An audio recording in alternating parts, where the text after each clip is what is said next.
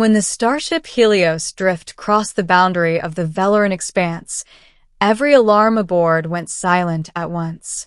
Not blaring, not warning, just gone.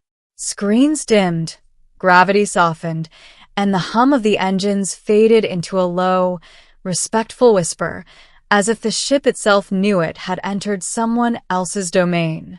I stood alone on the bridge, hands gripping the cold rail, staring at the vast violet nebula outside the viewport.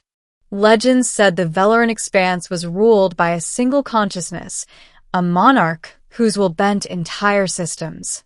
An alien queen older than most stars, feared not for cruelty alone, but for her ability to see truth where others saw lies. I hadn't come here by accident. Earth was dying. Our sun was destabilizing faster than predicted, and every diplomatic attempt with advanced civilizations had failed. The Velaran were our last hope. But they did not negotiate. They judged. And judgment, according to every report, was always final. The moment our ship stopped, space itself seemed to fold inward. A structure formed before us, not built, but grown. Towers of bioluminescent crystals spiraled out of nothingness, assembling into a colossal palace suspended between dimensions. A single beam of pale light reached out, wrapped around the Helios drift, and pulled us forward gently, irresistibly. I swallowed hard. So this is it, I muttered to myself. The beam deposited me, not the ship, just me, onto a vast platform of living stone. The air shimmered, thick with alien energy. Gravity adjusted to my body automatically, a courtesy I hadn't expected. Then the doors opened. She emerged like a living constellation. The alien queen stood nearly 10 feet tall, her form both humanoid and impossibly other. Her skin shifted between deep indigo and starlight silver, etched with glowing patterns that pulsed slowly, like a heartbeat synced to the universe itself. A crown-like crest rose from her head, not metal, but crystalline bone.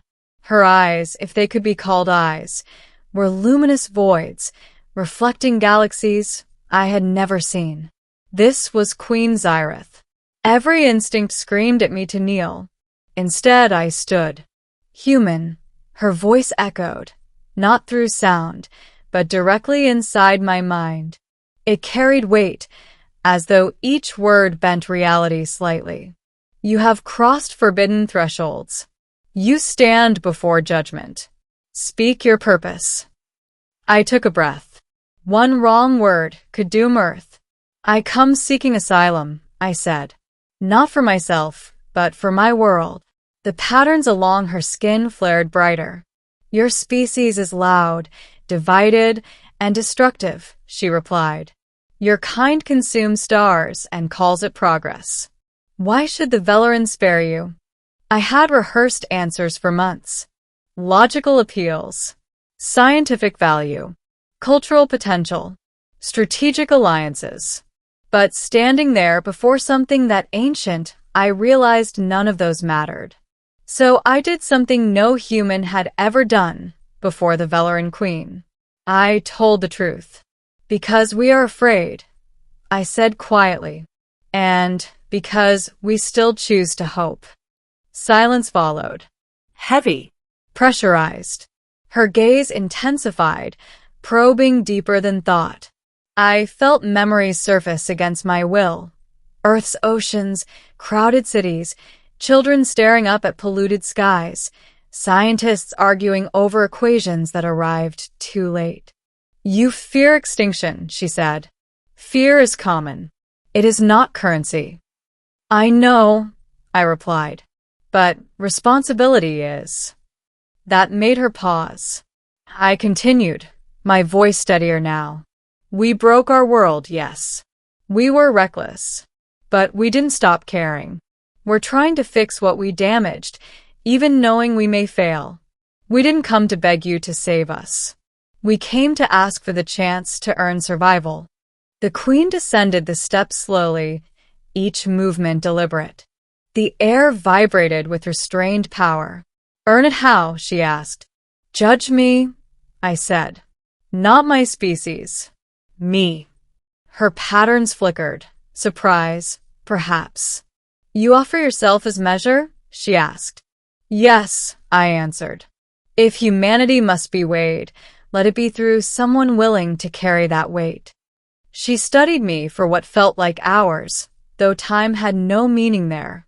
I felt exposed, fragile, yet strangely calm. Then answer me this, Queen Zyrith said. If your world survives and continues its path toward destruction, would you condemn it yourself? The question struck harder than any threat. Every human instinct screamed no. But I remembered Earth's future projections. The wars yet to come. The arrogance we hadn't fully outgrown. I met her gaze. Yes, I said. If we prove we've learned nothing, if we endanger the universe beyond ourselves, then we don't deserve to continue. The palace reacted instantly. Light surged through the walls, rippling outward like shockwaves across space. The queen froze. Her expression, alien and unreadable, shifted into something unmistakable. Shock. You would choose extinction, she said slowly, over unchecked existence? I would choose responsibility, I replied, even if it costs us everything. For the first time since she appeared, Queen Zyrith fell silent. Her mind pressed against mine again, deeper than before. I felt her searching, not for deception, but for conviction, for doubt, for fear. She found all of it, and she found that I still stood by my answer. She didn't expect my answer. I realized then. No one ever said yes to that. The queen straightened, towering once more, her patterns settling into a slow, thoughtful glow. Long ago, she said, the Velarin faced a similar choice. We survived, but at the cost of countless others. Since then, we judge. We do not forgive. She turned away, gazing into the nebula beyond the palace. But perhaps, she continued, judgment without empathy is merely another form of destruction. Hope flared in my chest, fragile but real. She faced me again. I will not grant your species sanctuary, Queen Zyrith declared. My heart sank. But, she added, I will grant you something rarer. The space around us folded. Stars rearranged themselves. I felt reality stretch like fabric under tension. A trial, she said. Not of power, nor intellect, but of choice. Images flooded my mind. Possible futures. Earth healed, Earth ruined, humanity spreading among the stars, humanity erased by its own hands. You will return to your world, she said, with knowledge, technology enough to stabilize your sun and heal your planet.